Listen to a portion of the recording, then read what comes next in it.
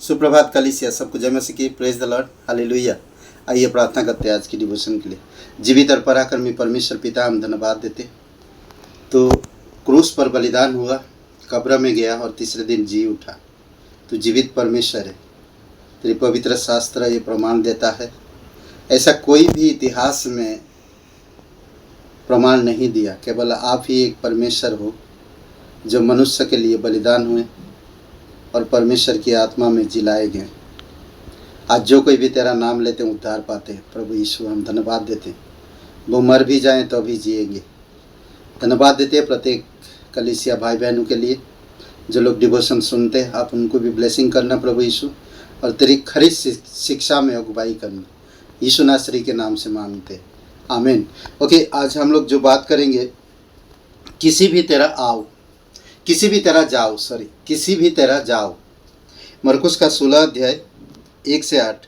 जब सब्त का दिन बीत गया तो मारियम मगदलिनी, याकूब की माता मारियम और सलोमी ने सुगंधित वस्तु मोल ली कि आकर उस पर मले।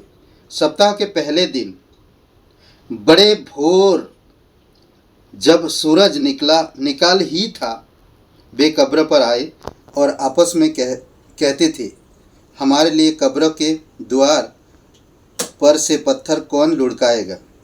वो लोग सोच सोच के आ रहे हैं। जब उन्होंने आंख उठाई तो देखा कि पत्थर लुढ़काया हुआ है। वह बहुत ही बड़ा था। कब्र के भीतर जाकर उन्होंने एक जवान को श्वेत वस्त्र पहने हुए दाहिने ओर बैठे देखा और बहुत चकित हुए। उसने उनसे कहा, चकित मत हो, तुम यीशु नासरी को जो क्रूस पर चढ़ाया गया था ढूंढती हो। वह जी उठा है, यहाँ नहीं है। देखो, यही वह स्थान है जहाँ उन्होंने उसे रखा था। परंतु तुम जाओ और उसके चेलों और पतरस से कहो कि वह तुमसे पहले गलील को जाएगा। जैसा उसने तुमसे कहा था, तुम वही उसे देखोगे। और वे मिलकर कब्र से भाग गई, क्योंकि कंपी और घबराहट उन पर छा गई थी, और उन्होंने किसी से कुछ ना कहा क्योंकि डरती थी। यहाँ पर हम देख सकते हैं कुछ बातें। किसी भी तरह जाओ, स्वर्गदूत बताएं, या अब यहाँ पर नहीं है। वो लोग सोचते हुए जा रहे थे, इतना बड़ा पत्थर कौन हटाएगा, हम सुगंधित द्रव्य देंगे, अपनी मन से सोच रहे थे।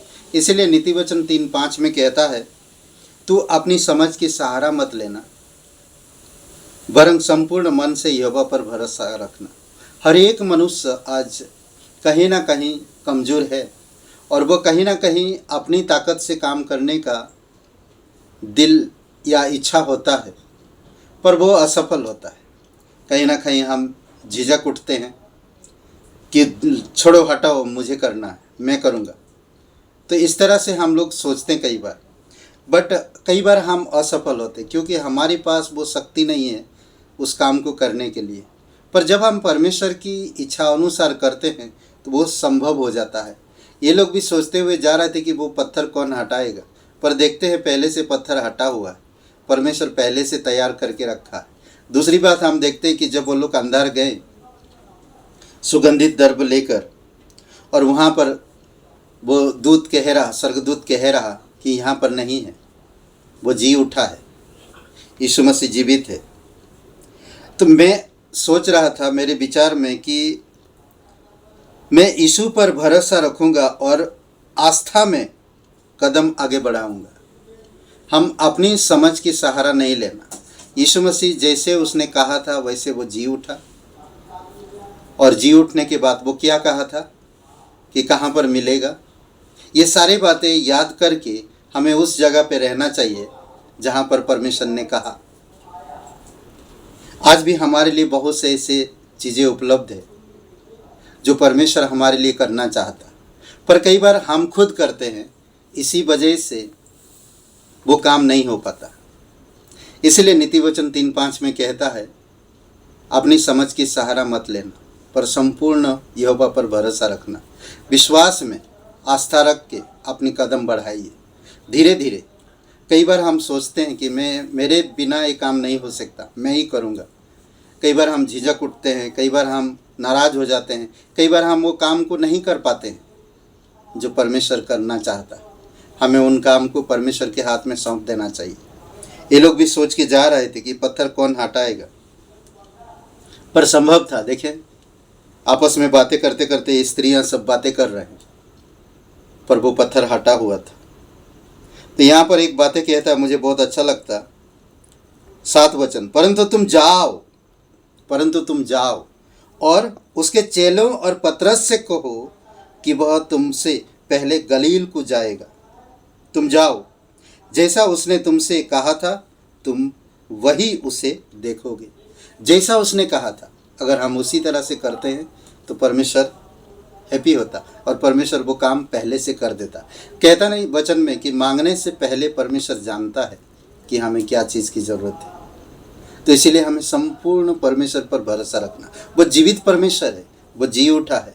ये लोग देख रहे हैं, सारे स्त्रियां देख रही कि पत्थर हटा हुआ है ना, इसीलिए कहता किसी भी तरह जाओ। आमीन। आइए प्रार्थना करते। पिता परमेश्वर, प्रभु यीशु मसीह, हम धन्यवाद देते, आपकी स्तुति महिमा करते इस डिवोशन के लिए। तो हमेशा जीवित है, सिर्फ एक दिन की आनंद नहीं है, ये रोज की आनंद है हमारे लिए। हमें ये समझने की ज़रूरत है, हमें आप पर भरोसा रखने की ज़रूरत है, हमें आस्था रख के हमारी कदम को आगे बढ़ाने की ज़रूरत है। हमें आप पर पूर्ण रूप से भरोसा और आस्था रखने की ज़रूरत है, तो ऑटोमेटिकली हमारी काम भी बनेगा।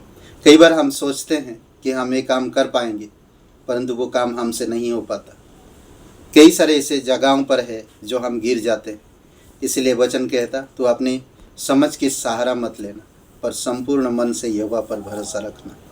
धन्यवाद देते परमेश्वर इस प्रतिज्ञाओं के लिए, धन्यवाद देते जिस तरह तू उनको दिखा जहाँ पर कहा था वहीं पर तू उनको मिला। धन्यवाद देते, तेरी स्तुति महिमा करते, यीशु नासरी के नाम से मांगते, आमीन। हे ब्रदर एंड सिस्टर, सबको जय मसीह की। लाइक करिए, कमेंट करिए, शेयर करिए। बहुत बहुत धन्यवाद।